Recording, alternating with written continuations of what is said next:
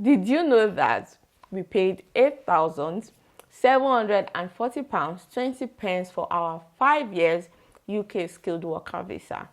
Stay to the end of this video for the full breakdown of how we saved to pay for this visa. Hello and welcome to the channel. On this channel, we talk about studying, working and living in the UK as foreign nationals. If you're interested in topics like that, join the community by subscribing to this YouTube channel. This video will discuss how we save £10,000 for our UK work visa application in 5 months. Before I share the 10 tips that helped us save that much money, let me give you a bit of breakdown. This breakdown is just to provide more context to the video so you can better understand this video. As a family, we always set collective and individual goals. At that point in our lives, our joint plan was to get married, relocate to the UK, build a godly family, and become permanent residents in the UK. In achieving these goals, we had to list our objectives. Now, it's very important that when you create a goal, you list out your objective. Your objective is how you intend to achieve that goal. Make sure your objectives are realistic and time-bound. I will just talk about the objective that we set to help us achieve our goal of becoming UK permanent residents. The first objective we set to achieve our collective goal of becoming UK permanent residents is to apply and get a sponsored job so that we can get the skilled worker visa. That's number one objective. Now, we did this by doing interview preps, CV reviews, and portfolio revamps to suit the UK recruitment standards. That's what we did for the first objective. Now, that was time-bound because we were on a student visa, so we knew that we didn't want to apply for the post-study. We didn't want to apply for the TS post-study. We knew that when we were on the student visa, so the 1 year on the student visa was what we had to get a sponsored job. And God having his way, God helping us, we got the sponsored job 4 months into the student visa. Okay, not 4 months into the student visa because I came in October of 2020. He came in January of 2021. So he got his sponsored job 4 months after coming to the UK. Yep. So one thing at the back of our mind was that we were not going to collect the 2 years post-study visa. We had to switch to a skilled worker visa from a student visa. Our second objective was to understand how money worked in the UK to help negotiate salaries and benefits we want with the job we're applying for.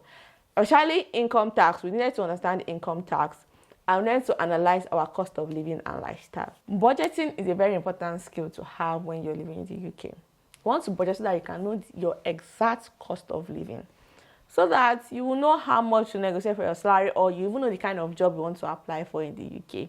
Because if your cost of living per month is like, let's say, £2,000, you don't want to apply for a job that in a month they'll be paying you £1,500. Where will you get the £500 to help you out with your remaining cost of living? So you get what I mean? So number 2 was that we needed to understand how money worked in this UK.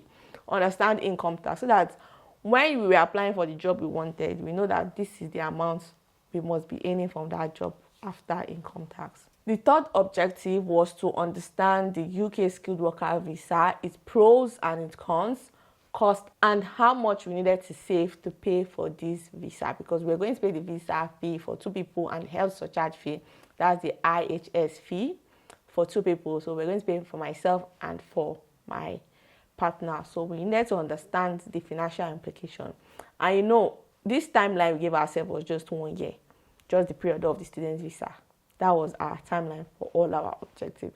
But we made sure it was realistic. We broke it down. The fourth objective was to save money to pay for our visas within a specific timeline. In this case, it was 5 months because by the time we got the job, our visa was almost coming to an end. Remember I said that no matter what happened, we didn't want to go on the 2 years post-study work visa because it would just be additional cost. And yeah, I made a video on why you should probably not apply for the 2 years post-study visa. You can go watch that. I think a lot of reasons why we did not want to apply for the PSW visa was mentioned in that video. I mentioned it in that video, so you can go and watch the video to know the reasons why we probably did not want to apply for that visa. We just wanted to go on a skilled worker visa because we just wanted to do 5 years and permanent residency. We don't want to do 10, 7 years, all those kind of years that did not make sense. We don't want to do all those kind of things. So that's one important reason why I didn't want to go on the post-study work visa. But anyway, so we just needed to save money in 5 months because as at this time, our visa was almost coming to an end when we got the job. Remember I said husbandman came in January. Anyway, I'll give you guys the timeline. So let's get into the timeline. My husband came to the UK in January 2021 as a dependent on my student visa. He started actively applying for job February 2021.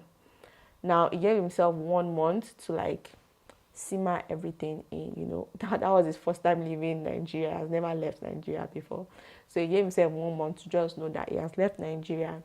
He's in a new country. You know, he just needed to figure out a lot of things and he needed to make smart money moves. Now, if you've not watched the video on 10 smart money moves to make once you arrive to the UK as a foreign national, as a newbie in the UK, please go and watch that video. That video will help your life. That video would have dropped maybe a few days ago before this one because people voted. I did a poll, people voted and said you wanted to watch that video first before this one.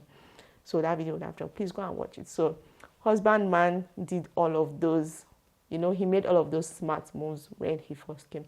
So basically that's what he was doing for the first month he came. And there's also a video on the channel that talks about what to do when you arrive to the UK. That's a international student, a dependent, work visa. I will link it to this video. You can watch it. So it was doing all those things, you know, all the prepping grant, because when we start the work, we don't want all these things to distract us. So February, he started actively applying for a job. He got his current job sponsoring our visas in June of 2021 and he started work July of 2021.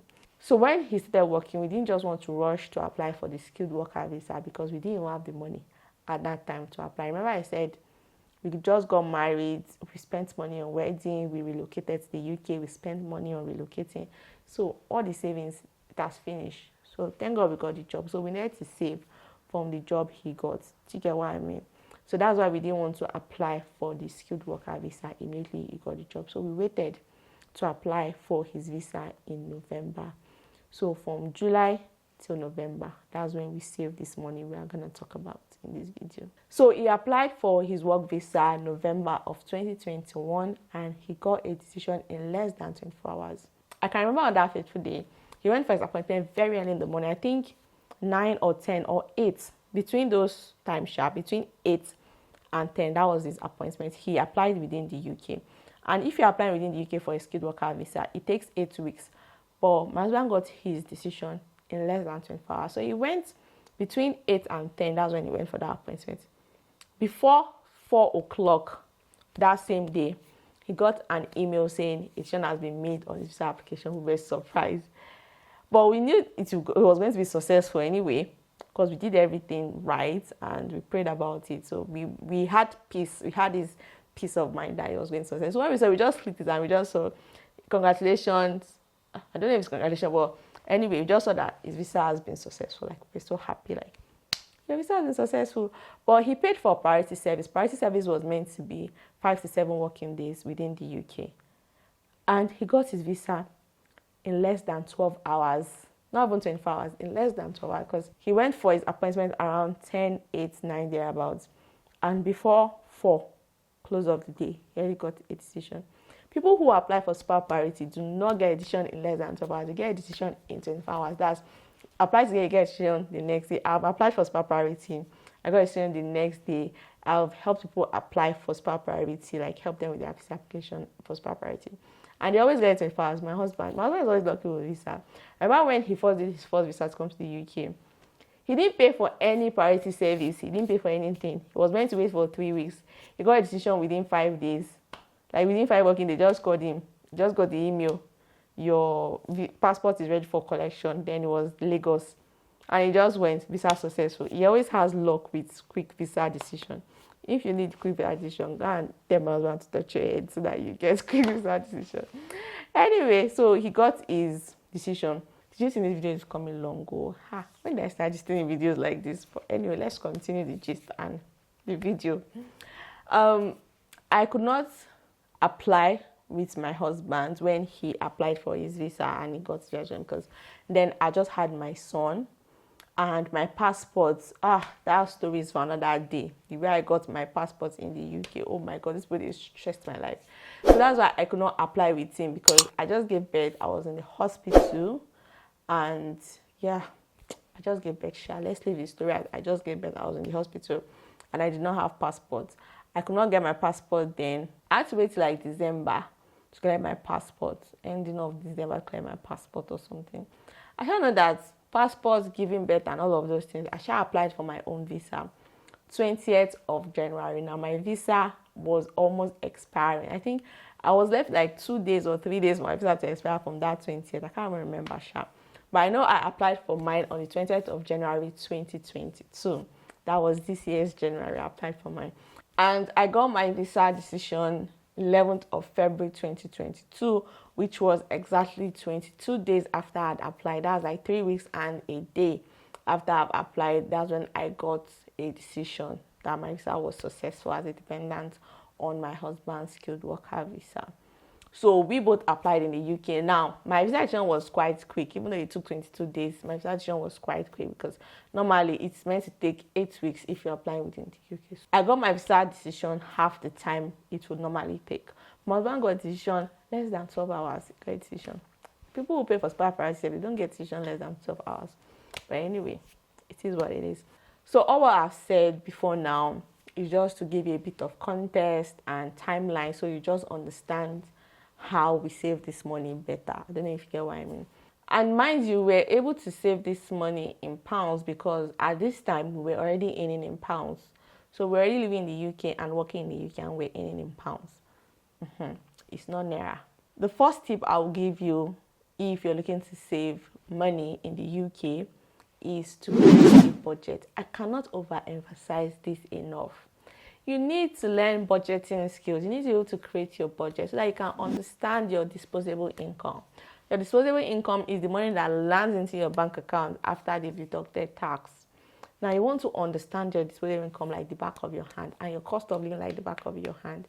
If you wake me up from sleep and you ask me, how much do we pay for water? I know it's £35. See, how much do we pay for food? We spend £400 for food in this house every month. It's divided into 3 ways. Normal weekly budget for food, African store, and the one we used to buy like cleaning supplies and toiletries. Know your living expenses at the back of your hand in this UK, so that you'll be able to budget very well and have emergency fund. If something is not in your budget and it comes up and your emergency fund cannot cover for it, just know you cannot afford it. You cannot afford this, you cannot afford it. You do not commit a crime. Just budget it for your next month, or for 2 months ahead or 3 months ahead. That's how we do it. Create a budget is very important, so that you understand your disposable income for the month and your cost of living, what you can afford, what you cannot afford, and what you are saving. The second tip that helped us save £10,000 in 5 months was saving while shopping. We avoid buying products with brand names. What I mean by product with brand names is, if we go to a store, if we see maybe Asda ketchup, we buy Asda ketchup than buying ketchup of a branded name. Do you get what I mean? If you want to buy orange juice, you buy Asda orange juice. So if you're in a store, just buy the products of the store you're in than buying a branded name, because they tend to be cheaper. And you see all this £1 there, 2 pence there, 4 pence there, 50 pence there. When you add them up, it saves you a lot of money. Now we buy 2 get 1 free, or buy 2 for the price of 1. We always used to buy, because for instance, if you're buying toothpaste, it's sure that you need toothpaste for next month. So why not just buy 2 so that you keep 1 for next month, and the money for next month will go to in some sense. You get. So always do all this: buy 1 get 1 free, or buy 3 for the price of 2. All those kind of things, they help you save money. The third tip is be wise with your subscriptions and avoid subscription upgrades. Now, in the UK, there are a lot of subscription. I mean, Netflix, I mean, phone bill, I mean, phone contract. There are a lot of all these subscription. Now, avoid subscriptions. Be wise with your subscriptions. Avoid it if possible. And avoid upgrade. Upgrade is that, for instance, my mobile phone network is EE. And that EE, I pay £10 for unlimited calls within the UK and unlimited text messages within the UK, and 10 gig of data for a month. That's what the £10 will cover. Now, they will not call me. I'll just be on my own. No, EE will not call me. Hello, with a tiny voice. We have an upgrade for you. So you're going to pay £20. We're going to give you like 20 gig of data. I'm like, 20 gig of data. I'm always at home. I work from home. I have unlimited internet at home because we have broadband in the house that everybody uses. So why are you calling me to want me to pay £2 extra, £3 extra for 20 gig of data a month? What am I using 20 gig of data for? So you want to avoid things like that. When you're just going like, oh no, thank you, I'm not interested in the upgrade. I'm fine where I am. If I'm not paying less and getting more, I'm not upgrading to get more. No, because I don't need it. Another thing is, you see a mini Netflix, Apple TV, all those things, they are very enticing to subscribe for. Personally, I don't have a Netflix account. I use my friend's account if I need to watch any show on Netflix. Although I use my friend's account to watch Netflix shows, once in a while, I actually send her like money for subscription. So please don't be a nuisance with people's Netflix password. That you'll be using their password and you have never paid for subscription before is a crime. You should go to jail. Because why will you do that? At least, even if there are like 12 months in a year, you use it the whole year, 1 month, you will not pay. How about if you're using a friend's Netflix password, just maybe once in a while, it doesn't in a year. If it's just 3 times a year, you just send. And the good thing is, my friend is in Nigeria, so Nigerian subscription is like 5K. It doesn't cost me anything. After every 2 months, 3 months, I just say, oh, take for your Netflix subscription, even though I might not even watch the Netflix. The thing with Netflix is that if I watch Netflix, I can binge watch Netflix shows for like a week and then I forget that there's something like Netflix. So imagine me subscribing to Apple TV, Hulu, Amazon Prime, Netflix. By the time you add all the subscriptions together, they add up. £10, £20. Before you know, for subscription alone, you're paying £100, £50. I knew someone who was paying close to £200 on subscription, from streaming platforms to subscribing for Uber Eats, subscribing for phone contracts, oríṣiríṣi subscription she had, because she didn't know her cost of living like the back of her hand. So they were just moving money from her account. She didn't even know. The day she sat down to calculate it, she realized she was paying £200 every month for things she does not even use, things that she has even forgotten she subscribed for. So be very wise with your subscription here in the UK. It will save you a lot of money.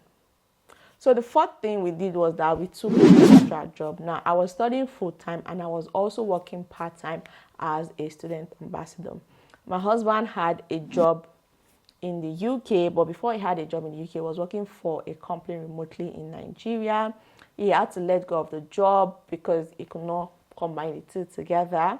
So he had to let go of the Nigerian job and focus on the UK job. And the UK job had more benefits than the Nigerian job anyway. So he was going to let that go and just go with the UK job. So it's just logic. But he was still doing freelance. So my husband works as a UI UX designer. His specialty is mainly in UI. But he does some UX there and there, but mainly UI. So he is flexible enough to do freelance jobs. So once in a while, he gets projects he works on. During the time we're saying for this money, every project was negotiable. He didn't have any high rates. Every project was negotiable because we needed to pay for visa. We needed the money. He was very flexible with his fees at this time, and people knew it was good. So it was more like bonanza time for them, sales time for design work. So they really reached out to him during that period to work on some projects where he can just do one-off. And yeah, that helped us to save money. And my student ambassador job too, for me, no, the £100 there, £50 there, £200 there helped us. So we took extra jobs. So please, when you get to the UK, you might want to be living this soft life, but know that you have visa money to pay for, and it doesn't come cheap, especially if you don't work in healthcare sector. I said earlier in the video, we paid 8,000 plus for our 5 years UK skilled worker visa. So when you come to the UK, understand that you have bills to pay and you're not here for the soft life. Get the extra job if you can. Work that extra shift if you can. Please don't overwork yourself, but just go the extra mile to make sure you save the money you need for what you need the money for. If you're married, make sure you and your partner, you're very well in sync. You're collaborating very well to take extra jobs so you can pay for whatever you want to pay for. Right now, I'm no longer a student ambassador. I'm trying to grow this YouTube channel to serve as a source of passive income. So please help out by supporting this channel, subscribe to it, share the videos with your friends and family. Just help me build this channel, and just so that this channel can serve as a source of passive income for me and my family. Now, if you have watched this video to this point, it means that in one way or the other, you're getting value from this video. So give this video a thumbs up so that YouTube can recommend this video to as many people as possible so that they can also benefit from the information in this video. If you choose not to support my YouTube channel, my YouTube channel does not blow. One day you just see that I've carried my bag and I've left YouTube for everyone. So if people don't want me to go, means if I don't want to go, support me so that I'm not carrying my bag and leave YouTube for everyone. Anyway, the fifth tip that helped us in saving £10,000 in 5 months was traveling cheaper. So since we work remotely from home, we decided not to get a car because a car would just be a financial liability on us. So we just use the public bus services when necessary. Likewise, we travel during off-peak hours using taxis to reduce costs. So that's how we save on transportation. Having a car means we'll be paying for car insurance and road taxes, fuel and all of those things. And where are we going to? Where do we go to in this house? We don't go out a lot in this house. If it's not necessary, we're not going anywhere. We are more of an indoor kind of family, so we always stay indoor. We go to the park near us. We just go to places around us. So yeah, we necessarily don't go out. So having a car will just be a financial liability on us. Right now, we're saving to put a down payment on our first home. I think I've already shared this already. I think a video has even gone up on the first house we viewed. Right now, we're saving religiously for our deposit for our first home. So we still don't think a car is necessary. We'd rather buy a house before buying a car because we don't go out. So in the UK, you just need to understand what works for your family, what works for your personal circumstances. Some people, when it gets to this UK, they need a car even before they buy a house because it's necessary for them to do maybe school runs or maybe go to work or do other things. We work from home. Our son is still a baby. So I'm the primary caregiver of our son. For now, he's being homeschooled. He's less than 1 year old. So there's no school he's going to.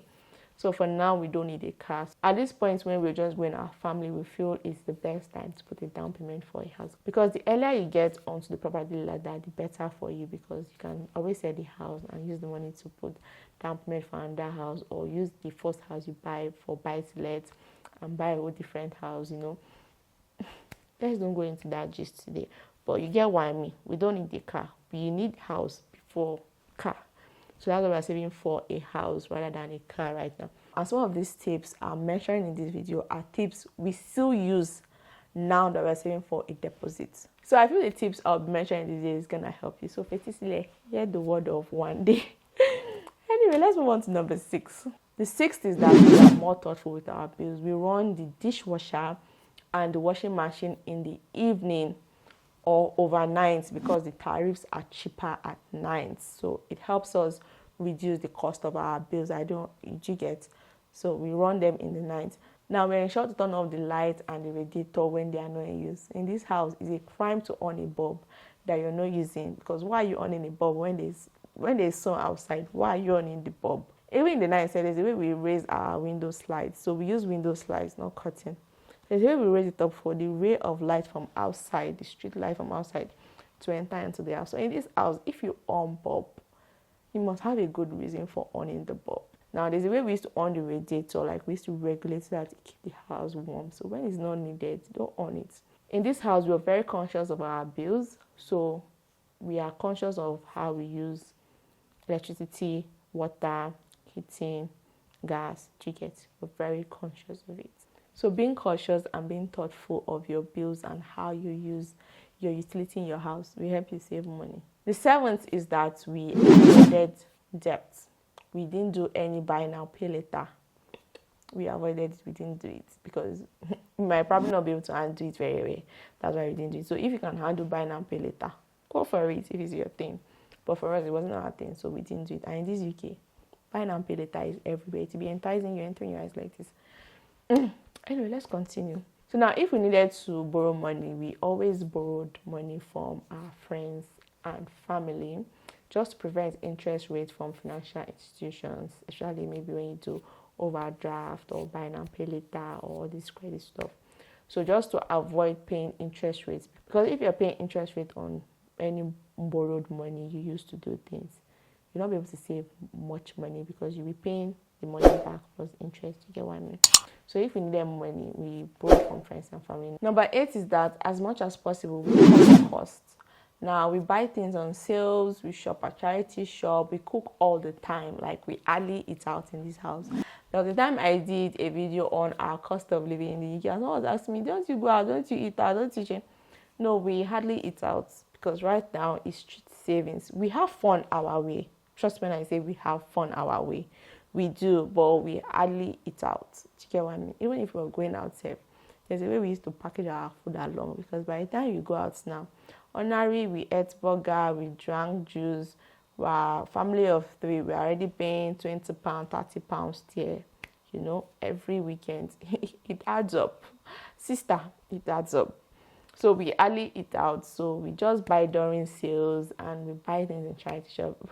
When we moved to this our house that was not furnished, a lot of our furnitures, we got them from the charity shop, and they have good stuff in charity shop, new stuff selling in charity shop. Not everything in charity shop are old. For instance, the furnitures we got to furnish our house, most of them were like display. So all these top brands in the UK, they are display. If they can't sell it during sales and they've gone out of trend, they'll just take them to charity shop or charity shop to like sell at a discounted price. So we got a lot of our furniture from charity shop. So that's why in our house, a lot of things are not like the color coordination. It's not color coordinating. You get what I mean? So number 9 is that we made sacrifices. We made a lot of sacrifices. If you don't need it, don't get it. This is very emotional to me. I remember then when we decided to start saving to come to the UK, relocate. We just got married, we relocated, so we were low on cash, like really, really low on money. We were low on money. You know, we thought we'd go for honeymoon. We didn't even go for honeymoon because we could not afford honeymoon, because we needed to pay for visa, we needed to pay for house rent, we needed to pay for a lot of things than going on honeymoon, going on a trip. So we could not afford honeymoon. But very soon we're gonna go on that honeymoon trip. So if you want to have a front row seat when we go on that trip, that honeymoon we've not gone for now. Our marriage is almost 2 years. It'll be 2 years next year, January. I've not gone for our honeymoon. If you want to have a front row seat to that trip, go and follow me on my personal Instagram account. I have 2 Instagram accounts, one for Pathway to UK and one where I share things about motherhood and just myself having fun and just me doing the things I like to do on Instagram. If you want to like know 1 or 2 things that's going on in my life, because people should prepare to be sick of me when I go on that trip, go and follow me on my personal Instagram accounts. So we made a lot of sacrifices. We did. As a newlywed, I thought I had the finest clothes, you know, I'll go on trips, I'll have nice cookwares, you know, all those things we dream of. My house, I'm going to decorate 100 elk. We had to make sacrifices. I had to forgo all of those desires. But now we are almost there, because after we put a down payment for a house, probably we're thinking of getting a car. And we might even not still get a car, because we really don't need a car, unless if we buy the house where the transport system is not that good. Because here in Manchester, transport system is good.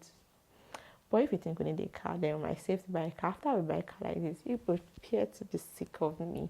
That's when my newlywed moon will start. I don't know if that's a thing. But yeah, so, you know, the things you think you would do when you get married, you know, buy matching clothes, you know, just be buying there and here. We could not do it because we had to save for a visa, and it was a priority. So those were some of the sacrifices we made. But it didn't mean that we didn't go out and buy iMac of almost £2,000. So when we did something and we know we needed it, we buy it. So although we made sacrifices on things we feel were not priorities. To get what I mean? So the 10th tip that helped us save that much money was that we used the payment cards from our home country. So instead of changing our money from Naira to pounds using Burundi exchange, we used our Naira debit cards. Do you get what I mean? Then when we first came to the UK, we could use the Naira debit card. I think it was capped at $100. Now you can't use it anymore. As at the day I'm filming this video, I was hearing on Twitter that, I'm not on Twitter anyway, the people on Twitter were telling me that I was not on Twitter through Instagram that you can't use Naira debit cards to pay for things in foreign currency anymore. But then when we first came to the UK, we were using our Naira debit card to pay for transportation. So we put it to our Uber to pay for transportation. We linked it to our bills, like if we want to pay for bills in the house, like light, water, electricity, all those kind of things. We use that to pay for our utility bills. But now we don't even use it anymore because we can't even use it. They capped it at £20. £20, we just use it for Uber. We still use it for Uber now, but now I say that you can't use it for hard currency. I've not tried using it for Uber, but we use it for transportation. So basically, these are the things we did that helped us save £10,000 in 5 months. So we're saving about £2,000 every month, kind of. At times it might be less, at times it might be more. But anyway, when you spread it out, it boils down to like £2,000 every month. So we saved £10,000 in 5 months for our UK skilled worker visa application fee plus the IHS fee for 5 years. That's what we saved the money for. Now we paid £8,740.20. Now the remaining £1,200 actually went to other things apart from the UK visa application, because husband man needed to write test of English. That's true. I should do a video of how he got his job. Funny enough, Samuel does not have, so whatever you don't know, Samuel is my husband. Samuel does not have a UK degree, neither does he have a UK working experience. And he got a highly paid job in the UK without a UK degree or a work experience. If you want me to do a video on that, or if you want us to do a video on that, I've been asking him. And I've been saying no, but he said I can share. But I just feel it with someone me sharing what he did. I feel we should do it together. But anyway, but if you want to see the video, maybe if you will comment that you want to see the video and he sees it, because he always watches on my video, he might want to do the video with me. So people should comment that, please do the video of how you got a job in the UK without having a UK degree or a UK work experience, and he got a high paying UK job. Yep, I'll leave it at that. So because he does not have a UK degree and he did not write test of English before coming to UK, because he came on a dependent visa. So what do you need test of English for? So he needed to write test of English exam, which he paid almost £200. He paid 100 and something pounds, almost £200 for the test of English exam. Now, we did something that we changed his university degree to a UK degree, sort of like, you know, when you're doing West for PR for Canada, if you want to go to Canada. So there's something like that in the UK. So we did that and we paid another £130, £140 for that. And the other things we did with the remaining money, like collecting my passport. Now, I paid almost £250. I don't know the exact figures. I'll have to check. Maybe I'll do a video on the breakdown of how we spent the £10,000. But I know I paid almost £250 to get my passport here in the UK. So that almost £250 I paid, I'm not sure if it's £250, but it was almost 200. I think 200 and something pounds I paid was just only to get my passport to, just to pay for my passport application and for priority service that Nigerian Embassy were doing. Anyway, and postal service to send my passport to me, which I still went to London to collect again. So I went to London twice to do the passport and to collect the passport. So that money came from the £10,000. And there were also other things we did in preparation for submission, like transportation, printing, all those kind of things. So that's what we spent the £10,000 on. Now, I think in the £10,000, what was left was maybe £800 or £500 that was left in the total, the £10,000. But the amount we paid to the UK government was £8,740.20, apart from the miscellaneous around it. If there are any tried and trusted tips for saving money, please leave it in the comment section.